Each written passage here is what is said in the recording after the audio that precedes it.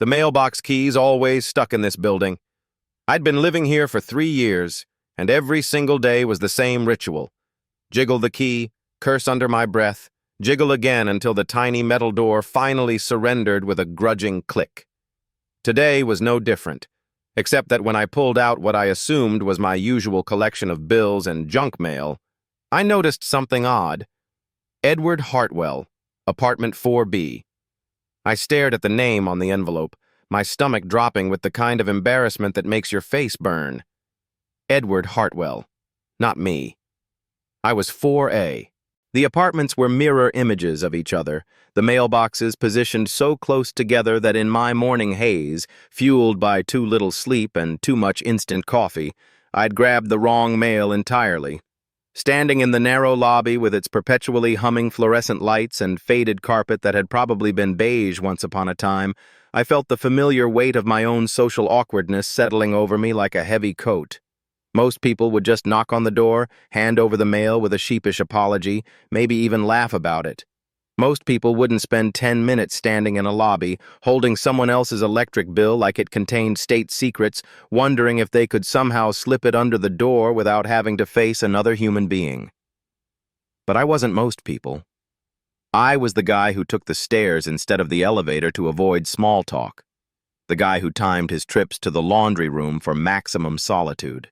The guy who'd perfected the art of looking busy whenever neighbors appeared, suddenly very interested in my phone or my keys or anything that meant I didn't have to make eye contact and engage in the terrifying ritual of casual conversation. The thing is, I'd seen Edward Hartwell before. Not to talk to, God, no, but in passing. In the hallway, at the mailboxes, sometimes carrying groceries up the stairs with the kind of careful deliberation that suggested he, like me, wasn't particularly interested in running into people. He was older than me by maybe 15 years, with salt and pepper hair that was always perfectly styled and clothes that suggested he put more thought into his appearance than I ever did. There was something about him that caught my attention in ways I tried very hard not to think about. The way he moved through the world with this quiet dignity, like he was carrying some invisible weight that he'd learned to bear gracefully. I'd noticed other things, too, in the way you notice things about people when you're trying not to notice them. The way he always held doors for elderly neighbors. How he kept his apartment keys on a simple leather keychain, worn smooth from years of use. The fact that he received very little mail, just bills mostly, and the occasional catalog. No personal letters, no packages that might indicate friends or family thinking of him. Standing there in the lobby, turning his electric bill over in my hands like I could divine something meaningful from the return address, I realized I was probably projecting my own loneliness onto a stranger. After all, what did I really know about Edward Hartwell beyond these brief, silent encounters? Maybe he had a rich social life that just didn't involve mail delivery. Maybe he was perfectly content with his solitude, unlike me, who seemed to carry mine around like a chronic ache. But there was something about the careful way he moved through the world, something in his eyes during those fleeting moments when our paths crossed, that made me think otherwise. It was the same careful distance I recognized in myself, the practiced invisibility of people who've learned that it's easier to want nothing than to risk disappointment. I looked at the envelope again. Edward Hartwell, 4B, right across the hall from me. We'd been living maybe 20 feet apart for 3 years, and I didn't even know what his voice sounded like. The lobby clock ticked loudly in the silence, marking another moment of my indecision. Through the building's front windows, I could see people walking past on the sidewalk, couples holding hands, friends laughing together, people who seemed to navigate human connection with an ease that felt like a foreign language to me. They made it look so simple, so natural. Just knock on the door, hand over the mail, exchange a few pleasantries about the weather or the building's perpetually broken heating system. Normal people did this kind of thing without breaking into a cold sweat. But I wasn't normal people. And the longer I stood there, the more impossible the simple act of knocking on a door became. What if he was busy? What if I interrupted something important? What if he took one look at me, rumpled, awkward, clearly uncomfortable in my own skin, and decided I was some kind of weirdo who couldn't even manage to collect his own mail properly. The rational part of my brain, the part that occasionally managed to override my social anxiety, pointed out that I was being ridiculous. It was mail. People got each other's mail all the time. It was a perfectly ordinary mistake that required a perfectly ordinary solution. Knock, apologize, hand it over, done. But the irrational part of my brain, the part that seemed to run the show most days, was busy cataloging all the ways this simple interaction could go wrong. What if my voice cracked? What if I stuttered? What if I just stood there gaping like a fish, unable to form coherent sentences? What if he thought I'd done it on purpose, some pathetic attempt to manufacture a reason to talk to him? That last thought made my stomach clench with a particular kind of mortification, because it wasn't entirely untrue.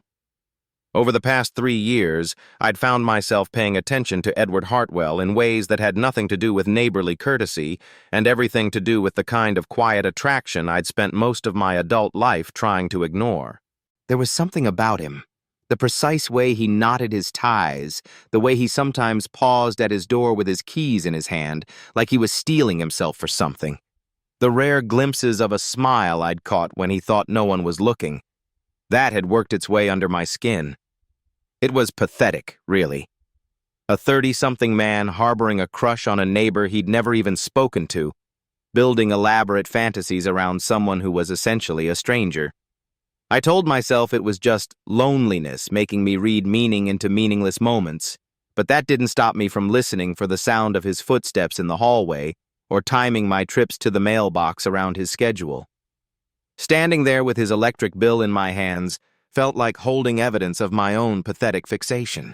Like somehow he'd be able to take one look at me and know that I'd noticed the brand of cereal he bought, that I'd memorized the sound of his key in his lock, that I sometimes lay awake at night wondering what it would be like to know him as more than just a careful stranger who lived 20 feet away. The clock in the lobby chimed the hour, and I realized I'd been standing there for almost 15 minutes. 15 minutes of overthinking a 30-second interaction. This was exactly the kind of behavior that had earned me a reputation as the building's resident hermit, the guy who was polite enough when cornered, but clearly preferred to be left alone. And maybe that reputation wasn't entirely wrong. Maybe I did prefer solitude to the messy complications of human connection. It was certainly safer. Lonelier, but safer. You couldn't be disappointed by people you never talked to. You couldn't be rejected by someone who didn't know you existed beyond the occasional nod in the hallway.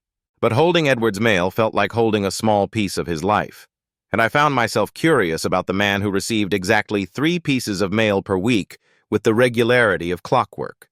Curious about someone who, like me, seemed to move through the world with careful precision, as if too much spontaneity might lead to unwanted attention. Before I could lose my nerve entirely, I forced myself toward the elevator. The building had 2 elevators, both of which worked maybe 60% of the time, but today I got lucky. The doors opened immediately, and I stepped inside, pressing the button for the 4th floor with more force than necessary.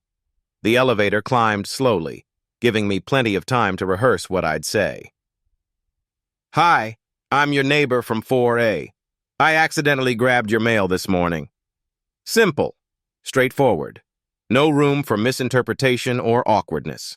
Just a quick exchange, and then I could retreat to my apartment and pretend this whole mortifying episode never happened. The elevator dinged softly as it reached the 4th floor, and the doors slid open to reveal the familiar hallway with its worn carpet and slightly too bright lighting. Apartment 4B was directly across from mine, close enough that I could sometimes hear the faint sound of his television in the evenings, the low murmur of what sounded like news programs or documentaries. I stood in front of his door, mail in hand, trying to work up the courage to knock. The door was painted the same institutional beige as all the others, but somehow it seemed more substantial, more final. Behind it was a man I'd been quietly fascinated by for 3 years, a man who might be perfectly nice or completely uninterested in neighborly conversation or anywhere in between. I raised my hand to knock, then lowered it, raised it again. This was ridiculous. It was mail, not a marriage proposal. I was 34 years old, for God's sake.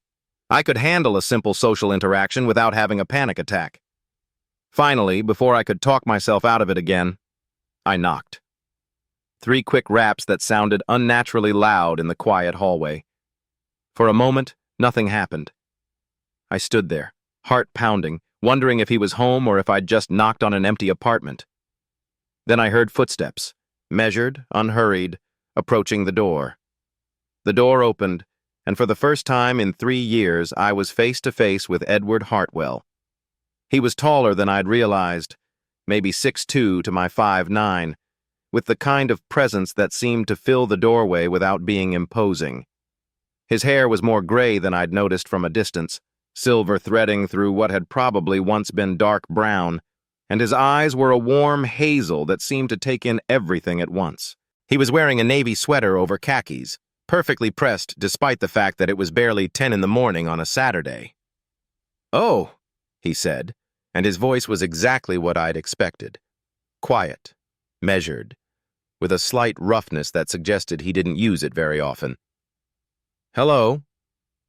I stood there for a moment, completely forgetting the carefully rehearsed words I'd prepared.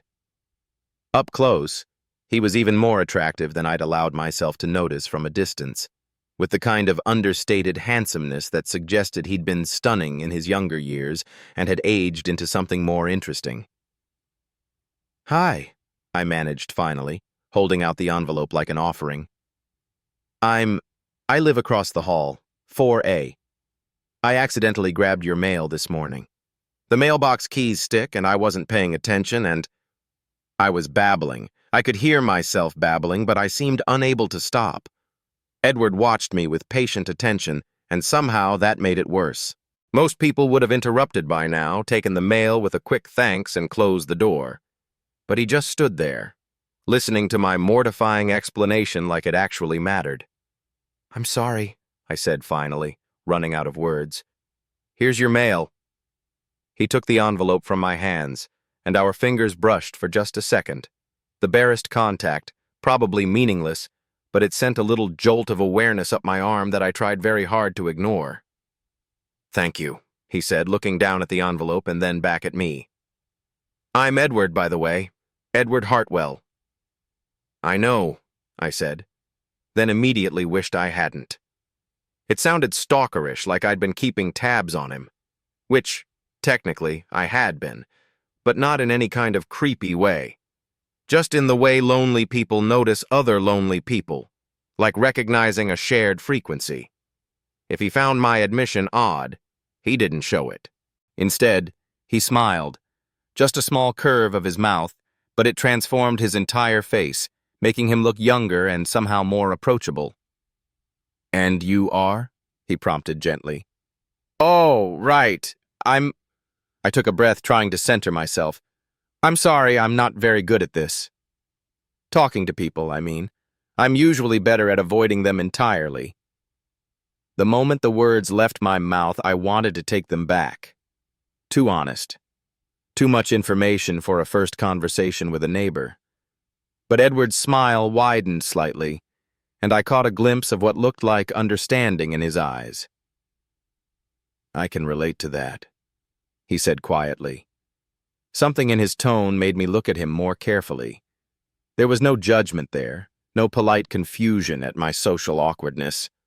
Just a kind of recognition that made my chest tighten with something I couldn't quite name.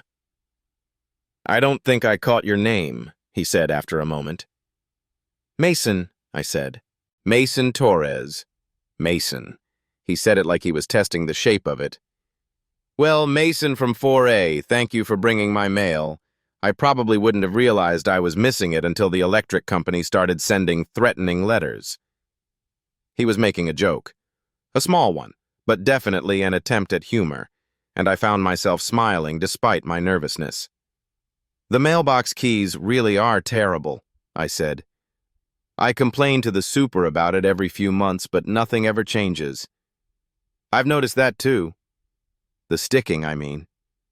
Edward shifted slightly, and I realized we were still standing in his doorway, having what could almost be called a conversation.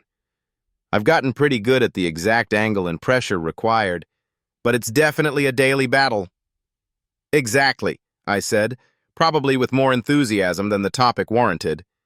But it felt good to have something to talk about, even something as mundane as sticky mailbox locks. Sometimes I wonder if it would be easier to just pick the lock entirely, but then I remember that I don't actually know how to pick locks, and I'd probably end up destroying it and having to explain to the super why there's a mangled mailbox in the lobby. Edward laughed. Actually, laughed. A low, warm sound that did something strange to my pulse. I've had the same thought. Though I suspect my lock-picking skills are even worse than yours. We stood there for a moment, smiling at each other like we'd just shared some profound insight instead of complaining about building maintenance. It should have been awkward, two virtual strangers bonding over defective hardware, but somehow it wasn't. It felt comfortable, natural, in a way I wasn't used to social interactions feeling. Well, I said finally, realizing I should probably let him get on with his day. I should let you go. Sorry again about the mail confusion. No need to apologize, Edward said. These things happen. I nodded, taking a step back toward my own door. Right, well, have a good day. You too, he said. I was halfway to my apartment when his voice stopped me. Mason? I turned back, and he was still standing in his doorway, one hand resting on the door frame. Thank you, he said, for bringing the mail over. You could have just slipped it under the door, but it was nice to finally meet you properly. There was something in his expression that made me think he meant more than just the polite pleasantry his words suggested. Something that looked almost like the same careful loneliness I carried around with me everywhere. Yeah, I said, my voice coming out rougher than I'd intended. It was nice meeting you too. He nodded once, then stepped back into his apartment. I heard the soft click of his door closing, and I was alone in the hallway again, staring at the beige paint and wondering what the hell had just happened. I let myself into my own apartment and immediately collapsed onto my couch, my heart still beating faster than it had any right to. It had been maybe 5 minutes of conversation, probably the longest social interaction I'd had in weeks that wasn't work-related or strictly transactional. And it had been good. Better than good. Easy, in a way that talking to people never was for me. I replayed the conversation in my mind, analyzing every word and gesture for meaning that probably wasn't there.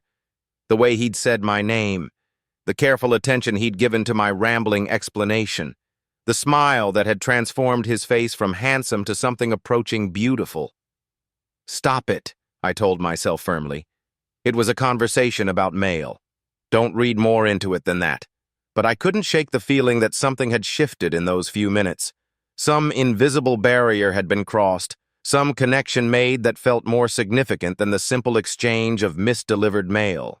I spent the rest of the morning trying to distract myself with weekend chores, laundry, grocery shopping, the kind of mundane tasks that usually filled my Saturdays with numbing routine.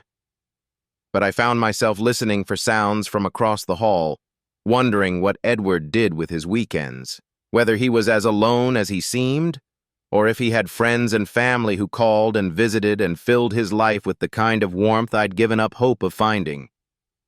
By afternoon, I'd convinced myself that I was being ridiculous.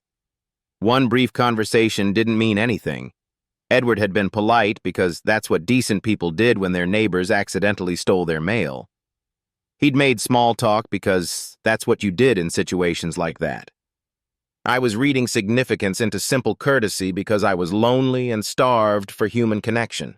But that evening, as I was heating up a frozen dinner and settling in for another night of Netflix and solitude, I heard a soft knock on my door. I froze, fork halfway to my mouth, straining to listen. Maybe I'd imagined it. Maybe it was someone else's door, or just the building settling, or... The knock came again. 3 soft raps, just like the ones I'd made on Edward's door that morning. I set my dinner aside and walked to the door, my pulse quickening with a mixture of anxiety and anticipation. I looked through the peephole and saw Edward standing in the hallway, holding what looked like a bottle of wine. For a moment, I just stood there, paralyzed by the unexpected reversal of our morning encounter. He was at my door now, presumably wanting to talk to me, and I had no idea what to do with that information. I opened the door slowly, and he looked up with that same careful smile from earlier. "Hi," he said. "I hope I'm not interrupting your dinner." "No," I said quickly, even though I technically was interrupting my dinner. "Not at all." "Is everything okay?" "Everything's fine," he said, then paused, like he was choosing his words carefully. "I was wondering, would you like to have a drink? I have this bottle of wine that's been sitting in my kitchen for months, and I realized I don't really drink alone anymore. It seems wasteful." He was asking me to have a drink with him. Edward Hartwell, my mysterious neighbor who I'd been quietly fascinated by for 3 years, was standing at my door with a bottle of wine, asking if I wanted to have a drink. I started, then stopped. The word yes was right there, practically vibrating in my throat. But years of social anxiety and self-protective instincts were fighting against it. "If you're busy, or if you don't drink, or if this is weird," Edward said quickly, apparently interpreting my hesitation as polite rejection. "I just thought, after this morning, that maybe we could, but I understand if you'd rather not." "No," I said, probably too loudly. Yes. I'd like that. To have a drink. With you." The relief that crossed his face was so obvious that it made my chest tight. Like he'd been genuinely worried I might say no. Like my answer actually mattered to him. "Really?" he said. "Really," I confirmed, stepping back to let him into my apartment. Edward crossed the threshold into my space, and I was suddenly hyper-aware of everything. The pile of laundry I'd dumped on my chair, the stack of books on my coffee table, the fact that I was wearing sweatpants and a t-shirt while he looked perfectly put together in his sweater and pressed khakis. "Your place is nice," he said, looking around with genuine interest. "I like the light." I followed his gaze to the large windows that faced west, currently letting in the golden light of early evening. It was one of the reasons I'd chosen this apartment, the way the light filled the space and made even my modest furnishings look warm and welcoming. "Thanks," I said. "The layout's probably identical to yours, right?" "Just mirrored." "Yes, exactly the same. But you've done more with it than I have." He gestured to the books, the plants on the windowsill, the few pieces of art I'd hung on the walls. "It feels lived in. Comfortable." There was something wistful in his tone that made me look at him more carefully. "What's your place like?" "Functional," he said with a slight smile that didn't quite reach his eyes. "Clean. Maybe a little sterile." He said it like an admission, like he was confessing to some kind of failure. I wanted to ask more, to understand what he meant, but something in his expression suggested it wasn't a topic he wanted to explore just yet. "Should I get glasses?" I asked instead. "For the wine?" "That would be great," he said, holding up the bottle. "Fair warning. I have no idea if it's actually good. Someone gave it to me a few years ago, and I've just been moving it from apartment to apartment ever since." I found 2 wine glasses in my kitchen cabinet, slightly dusty from disuse, and brought them back to the living room. Edward had settled on my couch, the bottle of wine open on the coffee table, and for a moment the domesticity of the scene hit me like a physical force. A handsome man in my living room, wine being poured, the golden hour light casting everything in warm tones. It was like a scene from the kind of life I'd always imagined other people lived, but never thought I'd experience myself. He handed me a glass, and our fingers brushed again, just like they had that morning with the mail. This time, though, the contact lasted a fraction longer, and I caught him looking at me with an expression I couldn't quite read. "Cheers," he said, raising his glass, "to accidentally stolen mail." I laughed, a real laugh that surprised me with its genuineness. "To sticky mailbox locks." We clinked glasses, and I took a sip.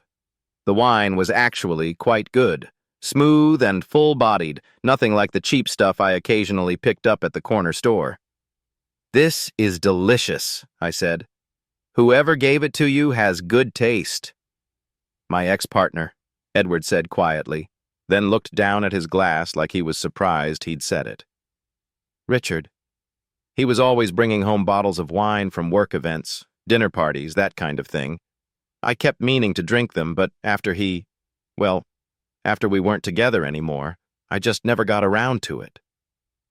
The admission hung in the air between us, loaded with implications I didn't know how to address. Ex-partner. The carefully neutral language that could mean anything or nothing, but combined with the way he'd said it, the slight hesitation before the word partner, painted a picture I found myself hoping was accurate. "How long were you together?" I asked carefully. 15 years, Edward said, taking a larger sip of wine. "He died almost 8 years ago. Cancer." The simple words hit me like a punch to the chest. Not ex-partner, then. Partner. Lost partner. The careful way Edward moved through the world suddenly made perfect sense. The quiet dignity, the self-contained loneliness, the sense of someone carrying invisible weight. "I'm sorry," I said, and the words felt inadequate. "That must have been—" "It was," Edward said simply. "It was everything you'd expect it to be. But that was a long time ago."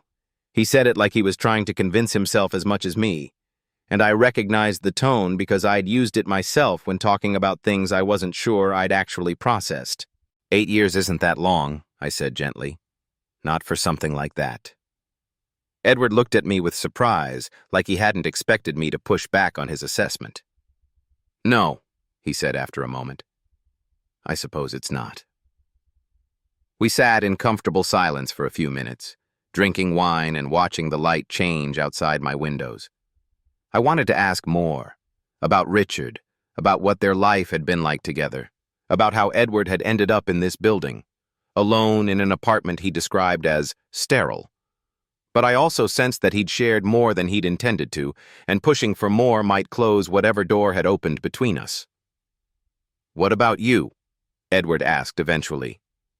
"Have you always lived alone, or—" The question was asked casually, but I caught the careful way he'd phrased it, the implied invitation to share whatever I felt comfortable sharing.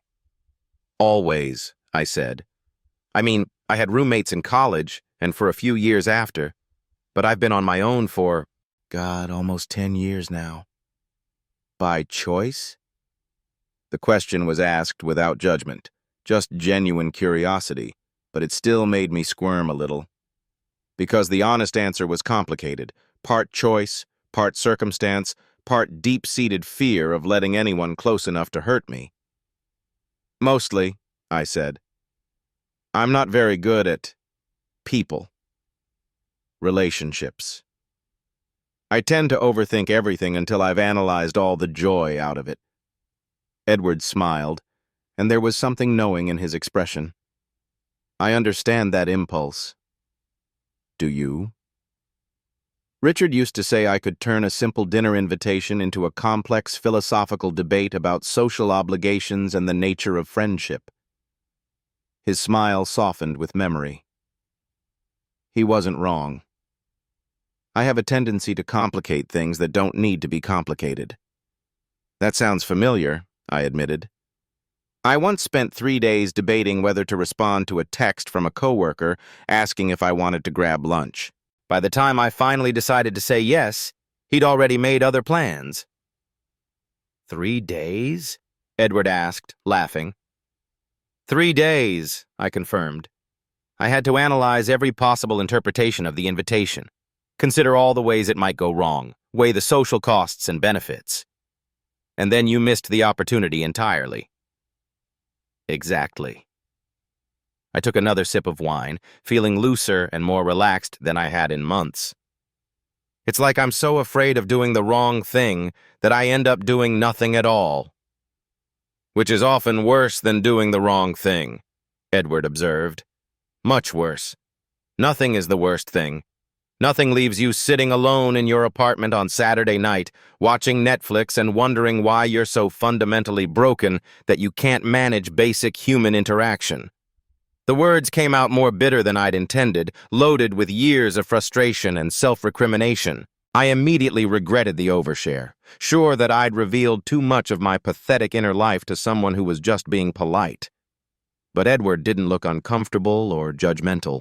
If anything, his expression had grown more gentle, more understanding. "You're not broken," he said quietly. "You're just careful. There's a difference." "Is there?" "I think so." He set his wine glass down and turned to face me more fully on the couch. "Broken suggests something that can't be fixed, something fundamentally wrong with the design. Careful suggests wisdom learned from experience, self-protection." His words settled over me like a warm blanket, offering a perspective I'd never considered. Careful, not broken. Protected, not defective. "What made you careful?" I asked. Edward was quiet for a long moment, considering the question. Outside, the light was beginning to fade, casting the room in deeper, richer tones. "Richard," he said finally. "Losing him.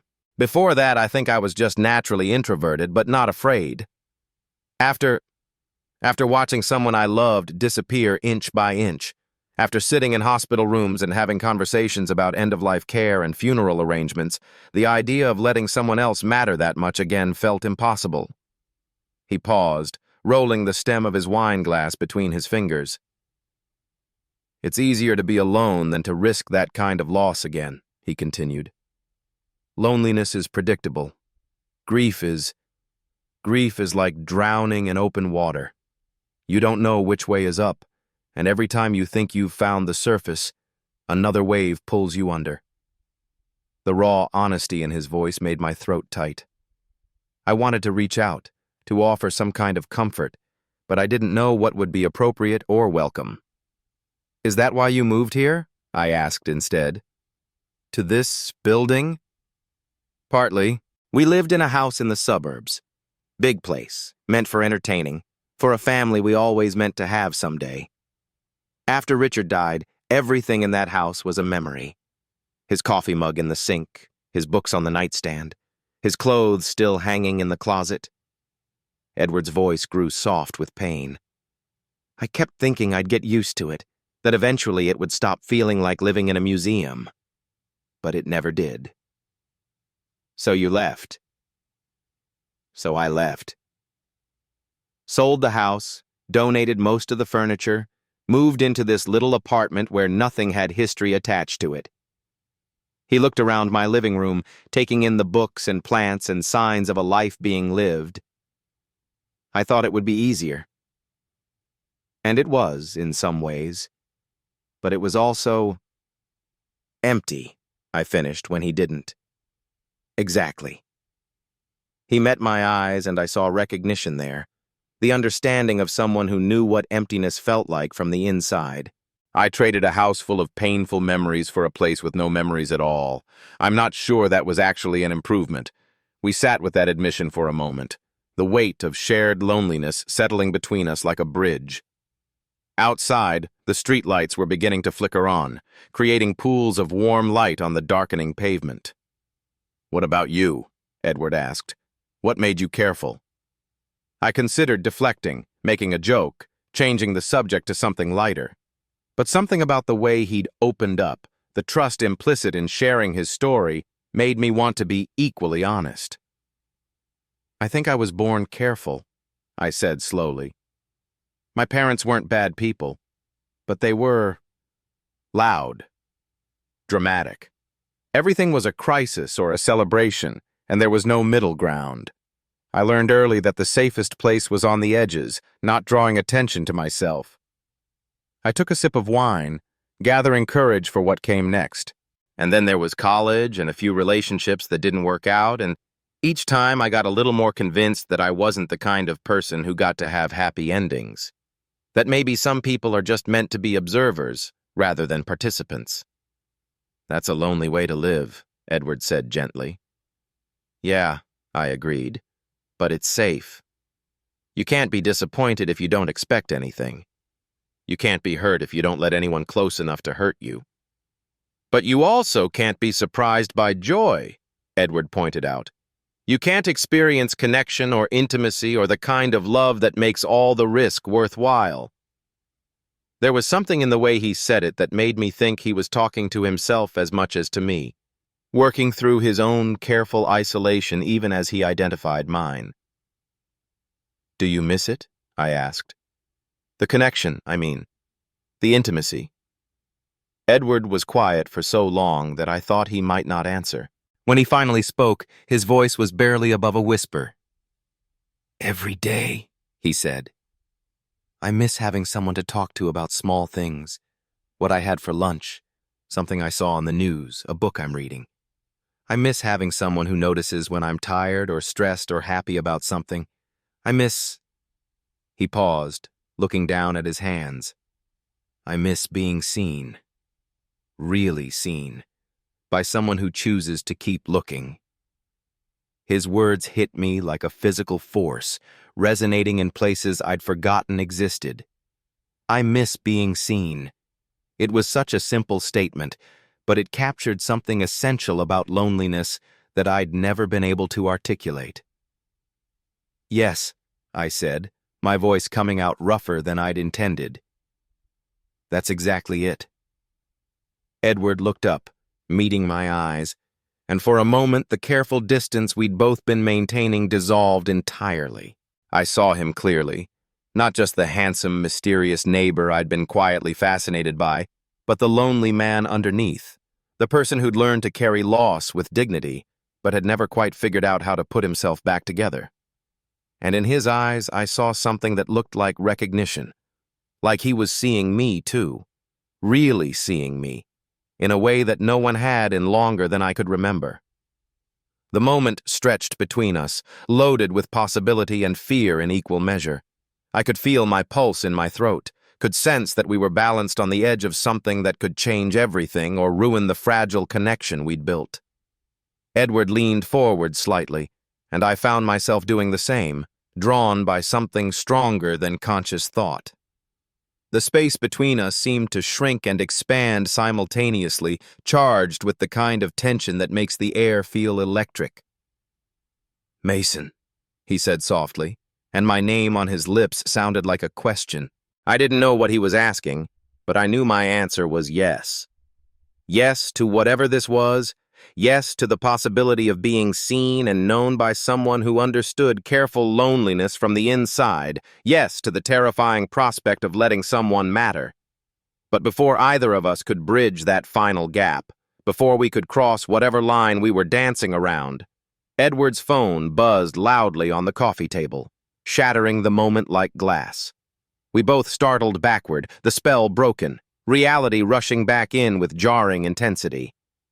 Edward glanced at his phone, then back at me, his expression torn between apology and something that looked like relief. I should probably, he began, then stopped, running a hand through his silver hair. My lonely older neighbor changed my life forever. Gay Story. Part 2.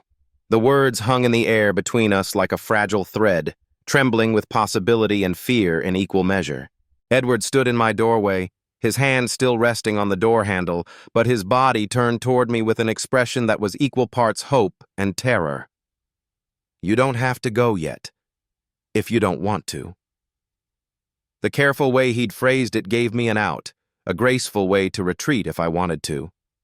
But the raw vulnerability in his voice told me that this invitation was costing him something, that he was stepping outside his carefully constructed boundaries in a way that probably terrified him as much as it did me. I stood frozen in my entryway, heart hammering against my ribs, trying to process what was happening. Part of me, the part that had been protecting me for years, wanted to smile politely and say something about how late it was getting, how we both needed to get some rest. It would be safe, expected, the kind of careful distance we'd both perfected. But a larger part of me, a part that had been dormant for so long I'd almost forgotten it existed, was reaching toward this moment like a plant toward sunlight. When was the last time someone had asked me to stay? When was the last time I'd felt wanted enough that someone would risk vulnerability to keep me close? I started, then stopped, my voice catching in my throat.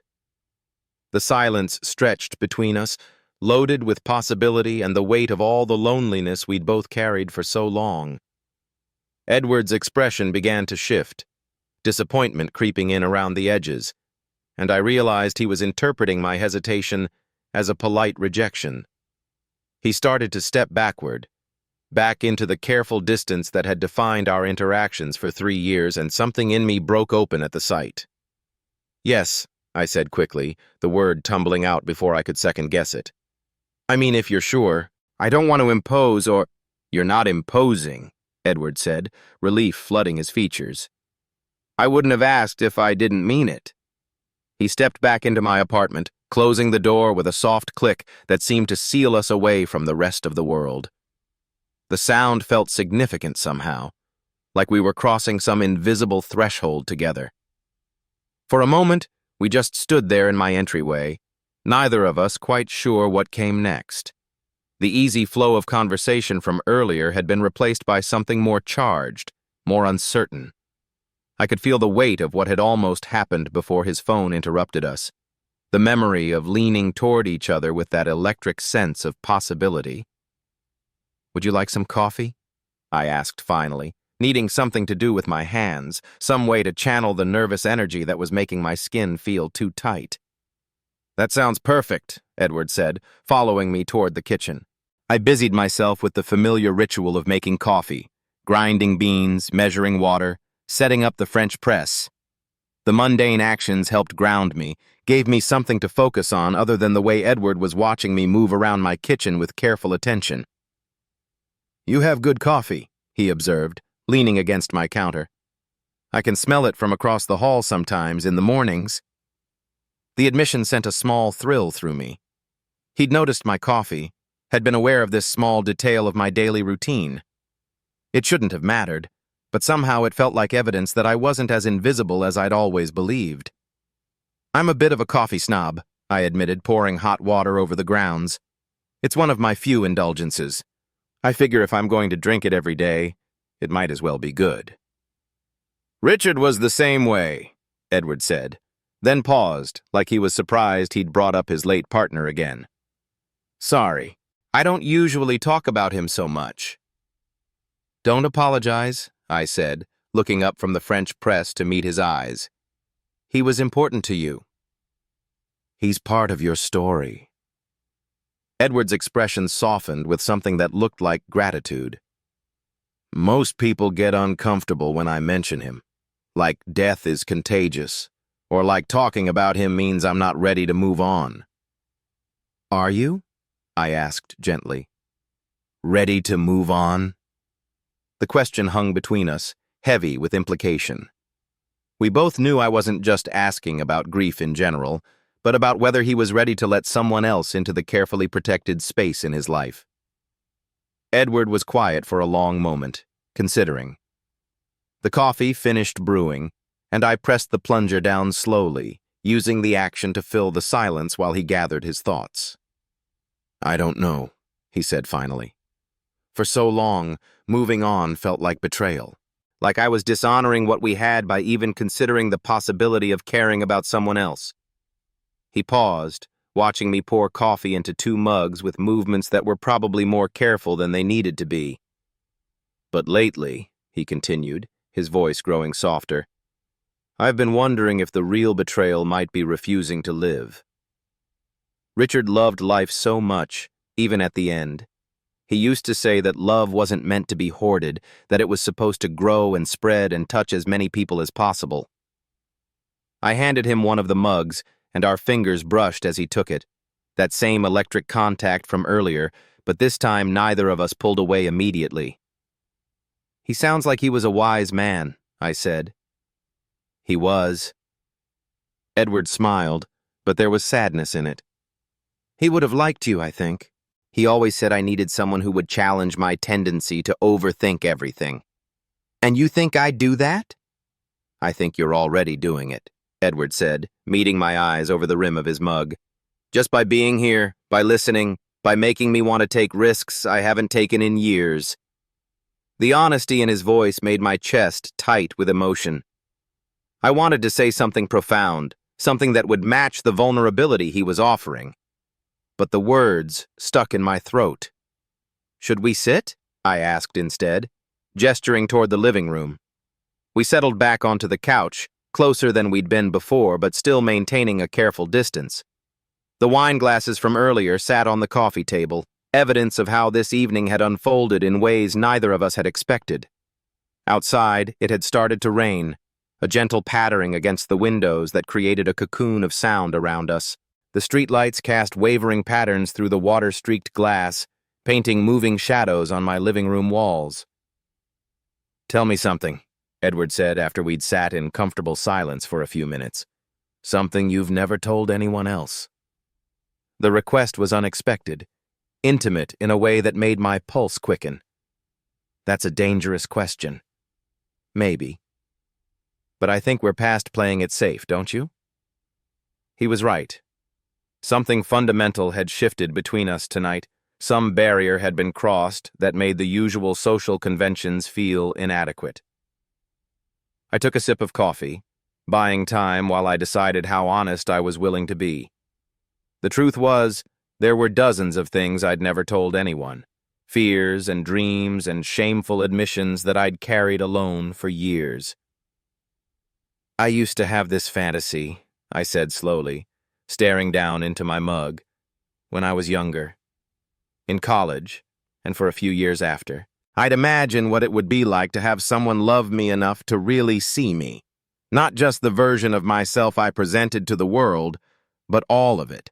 The messy parts, the broken parts, the parts I was ashamed of." I paused, feeling heat rise in my cheeks at the admission.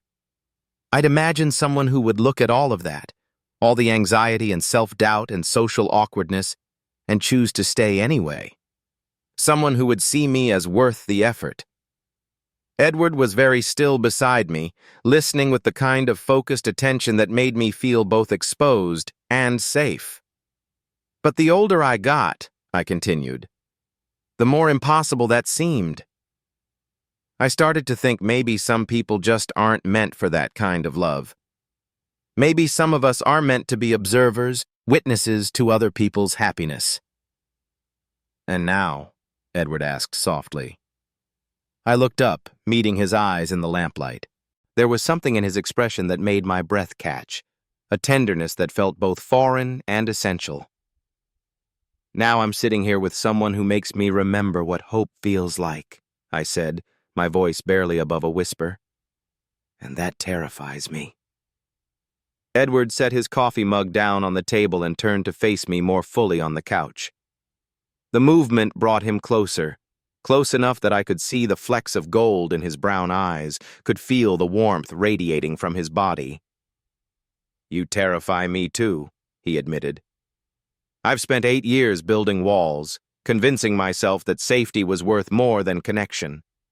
And then you knock on my door with my misdelivered mail, and suddenly all those walls feel flimsy."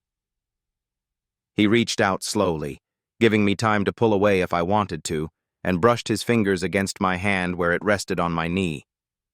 The contact sent electricity up my arm, a jolt of awareness that made me acutely conscious of how close we were sitting. "I keep thinking about this morning," Edward said, his thumb tracing gentle patterns on my knuckles. "How natural it felt to talk to you. How you listened without judgment. How you saw through all my careful politeness to something real underneath." "It was natural," I agreed, my voice coming out rougher than I'd intended. "Easier than talking to people usually is." "Yes, exactly that." His grip on my hand tightened slightly. "I haven't felt that kind of ease with another person since Richard." I'd forgotten it was possible. The rain outside had intensified, drumming against the windows with increasing urgency. It created a sense of intimacy, as if we were sheltered together against the storm, safe in this small circle of lamplight and possibility. "What are we doing, Edward?" I asked, needing to voice the question that had been building all evening. "I don't know," he said honestly.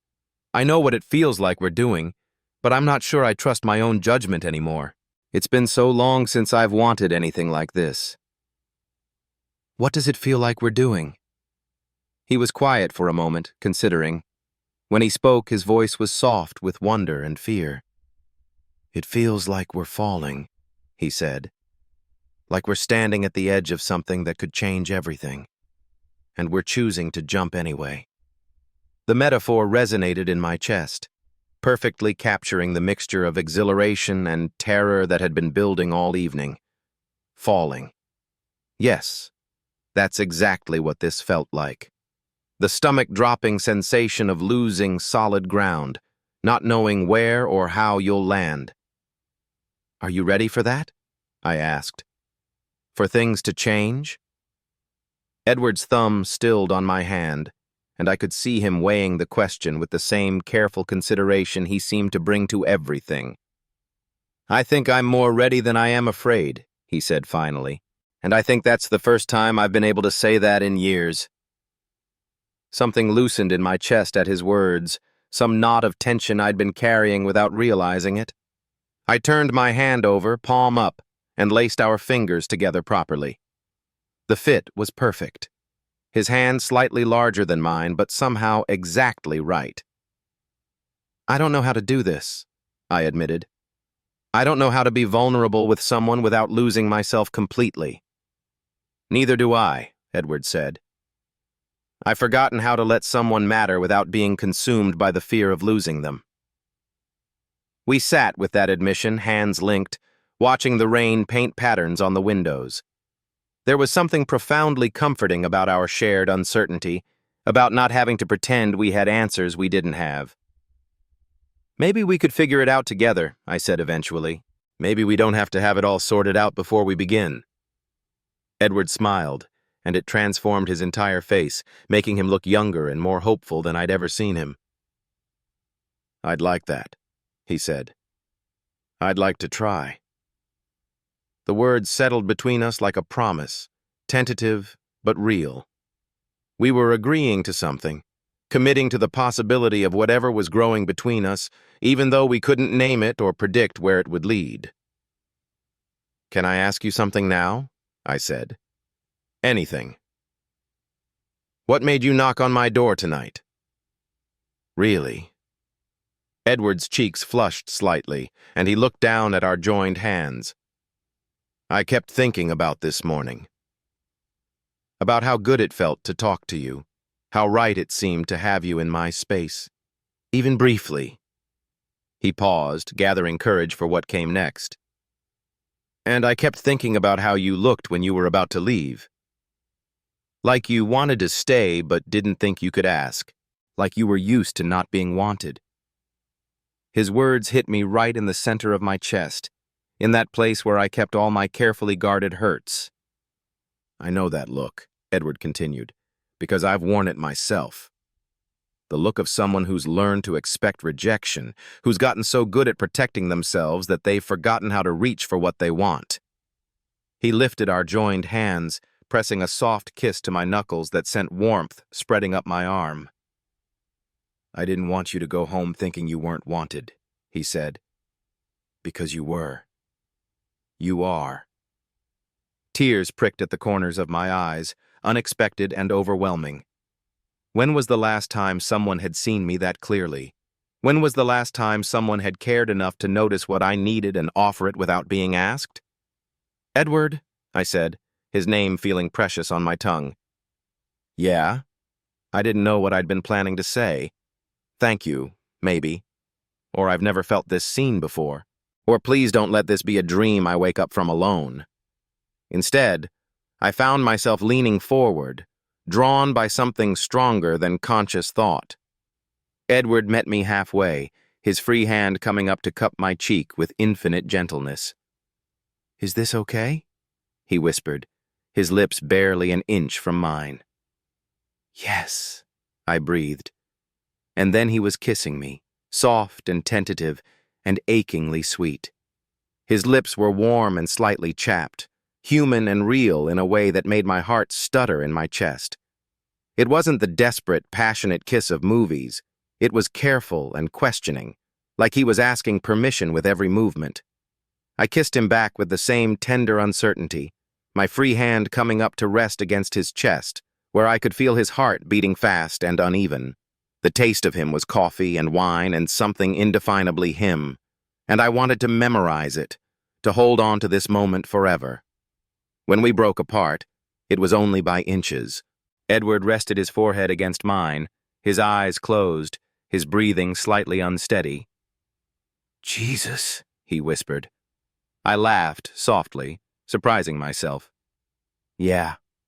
We stayed like that for a long moment, foreheads touching, sharing the same air, both of us trying to process what had just happened. The kiss had been brief, almost chaste, but it felt like it had changed something fundamental between us. "That was—" Edward started, then trailed off. "Perfect," I finished, and meant it. He opened his eyes, meeting my gaze in the soft lamplight. "I haven't kissed anyone since Richard." The admission was offered like a gift, another layer of trust peeled away. I understood the significance of what he was telling me, that this wasn't casual for him, that choosing to be here with me was an act of courage that had cost him something. "Thank you," I said simply. "For what?" "For trusting me with that, for letting me be the first." Edward's expression softened, and he lifted his hand to trace the line of my jaw with gentle fingers. "I want to be honest with you about something," he said. "Okay." "I'm scared," he admitted. "Not of you, but of this. Of wanting someone again. Of the possibility of caring about you and then—" He didn't finish the sentence, but he didn't need to. I understood what he couldn't say. The fear of loss that had shaped the last 8 years of his life. The terror of opening his heart to someone who might not stay. "I'm scared too," I told him. "Different fears, maybe, but just as real." "What are you scared of?" I took a shaky breath, trying to put into words the anxieties that had been my constant companions for so long. "I'm scared that I don't know how to be in a relationship without losing myself," I said slowly. "That I'll become so focused on not disappointing you that I'll disappear entirely. I'm scared that you'll realize I'm not as interesting or worthwhile as you thought, and that you'll start pulling away, and I'll be left wondering what I did wrong." Edward's thumb brushed across my cheekbone, a gesture so gentle it made my throat close with emotion. "And I'm scared," I continued, "that I want this too much. That I'm already in too deep for something that might not be real." "It's real," Edward said with quiet conviction. "Whatever this is between us, it's real. I can't promise you where it will go, or that I won't make mistakes, or that my own fears won't sometimes get in the way. But I can promise you that what I'm feeling right now, sitting here with you, this is real." His words settled over me like a balm, easing some of the tight anxiety in my chest, not erasing it completely, but making it feel manageable. "What do we do now?" I asked. Edward smiled, and there was something peaceful in his expression, like he'd found some internal equilibrium. "Now we take it one moment at a time," he said. "No grand plans, no pressure to have it all figured out, just this, tonight, being here together." "I can do that," I said. "Good." He glanced toward the windows, where the rain was still pattering gently against the glass. "It sounds like the storm isn't letting up anytime soon." "No," I agreed, though honestly, I hadn't been paying much attention to the weather. "You could stay longer if you want." "Until it stops." Something warm flickered in Edward's eyes. "I'd like that." We settled back into the couch, this time without the careful distance we'd maintained earlier. Edward's arm came around my shoulders, and I let myself lean into his warmth, my head finding a natural resting place against his chest. "This is nice," I said, echoing my words from earlier but meaning them even more now. "It really is," Edward agreed, his voice rumbling through his chest where my ear was pressed. On the coffee table, our wine glasses caught the lamplight, casting small rainbows on the wall. The coffee we'd made sat cooling, forgotten in the wake of more important conversations. The rain continued its gentle percussion against the windows, creating a soundtrack for this moment that felt suspended outside of normal time. "Edward?" I said softly. "Thank you for knocking on my door tonight. For taking the risk." His arm tightened around me slightly. "Thank you for letting me in. Thank you for staying. Thank you for asking me to." We could have gone on like that indefinitely, trading small gratitudes like gifts, but the words weren't really necessary. The important things were being communicated through touch, his hand stroking slowly through my hair, the steady rhythm of his breathing, the way we'd arranged ourselves around each other like we'd been doing this for years instead of hours. I closed my eyes, letting myself sink deeper into the peace of the moment. The anxious part of my brain, the part that was always planning and worrying and trying to protect me from potential disappointment, had finally gone quiet.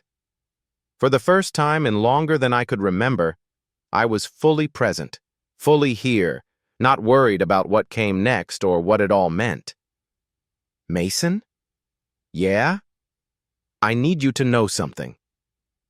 I lifted my head to look at him, concerned by the serious tone in his voice. "What?"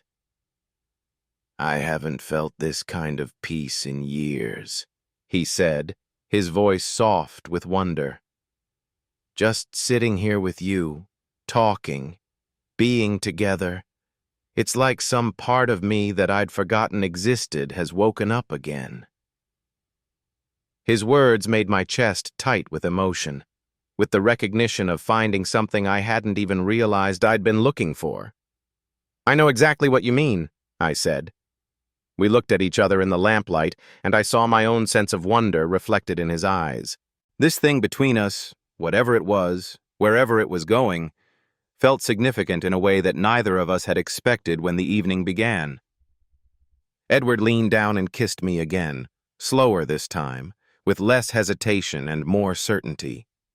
I kissed him back, my hand coming up to tangle in his silver hair, and for several long moments, nothing existed beyond the warm circle of our connection.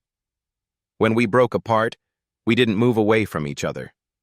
Instead, we rearranged ourselves so we were lying side by side on the couch, Edward's arm still around me, my head on his shoulder. It should have been awkward. We barely knew each other, really, and neither of us was used to this kind of intimacy. But somehow it felt like the most natural thing in the world. "The rain's getting lighter," Edward observed, though his voice held no urgency to leave. "Is it?" I hadn't noticed, too focused on the warmth of his body against mine, the steady rise and fall of his breathing. But I'm comfortable here if you are." "Very comfortable," I confirmed. The rain continued to whisper against the windows, gentler now, but still present enough to justify staying exactly where we were. The building settled around us with familiar creaks and sighs, and somewhere in the distance, a siren wailed briefly before fading into the night. "I should probably warn you," Edward said, his voice growing drowsy. "I'm not very good at casual." "Good," I murmured against his shoulder.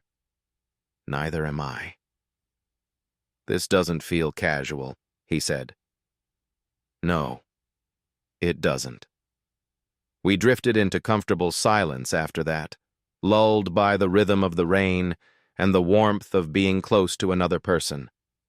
I felt Edward's breathing slow and deepen, his hand still moving gently through my hair even as sleep began to claim him. I should have been anxious about falling asleep with someone I barely knew, should have been worried about what this all meant or what would happen in the morning. But instead I felt safer than I had in years, held and wanted and seen in ways I'd almost given up hope of experiencing. The last thing I remembered was Edward's lips pressing a soft kiss to the top of my head, his whispered "sleep well" barely audible above the gentle sound of rain. When I woke, pale morning light was filtering through the windows, and Edward's arms were still around me.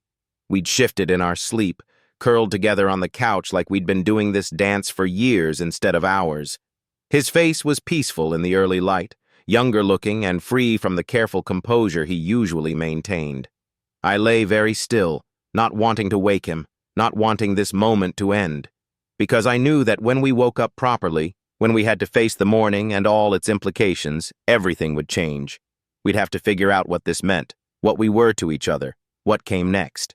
But for now, in the soft gray light of dawn, with his arms around me and the sound of rain still pattering gently against the windows, I let myself believe that maybe, just maybe, I'd found what I'd been looking for my whole life without even knowing I was searching.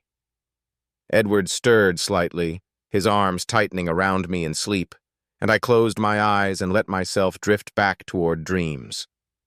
Whatever came next could wait a little longer. For now, this was enough. This warmth, this connection, this fragile new thing growing between us in the quiet spaces where lonely hearts recognized each other and chose to stay. The morning stretched ahead of us, full of questions and possibilities, and the terrifying, wonderful potential of two people who'd been careful for so long finally learning how to be brave. Outside, the rain was beginning to stop, but neither of us seemed in any hurry to notice. We had found something here in the gray space between night and morning, something worth protecting from the harsh light of day for just a little longer. When Edward finally stirred awake, his eyes finding mine in the soft morning light, his first expression was one of wonder, like he couldn't quite believe I was real, that this wasn't another dream he'd wake from alone. "Hi," he said softly, his voice rough with sleep. "Hi," I replied, equally soft. We looked at each other for a long moment, both of us understanding that we'd crossed some invisible line in the night, that we were different people now than we'd been 12 hours ago. "No regrets?" Edward asked, and I could hear the vulnerability beneath the casual tone. "None," I said, and meant it completely. Relief flooded his features, followed by something that looked like cautious hope.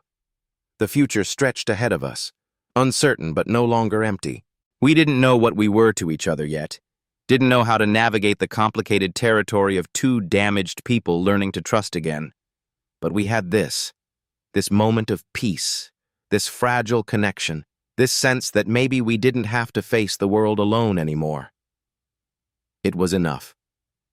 For now, it was more than enough. As the morning light grew stronger and the last of the rain finally stopped, we remained curled together on my couch, reluctant to break the spell of this perfect, imperfect beginning. The world outside could wait. We had found something worth fighting for, worth risking everything for, and neither of us was ready to let it go.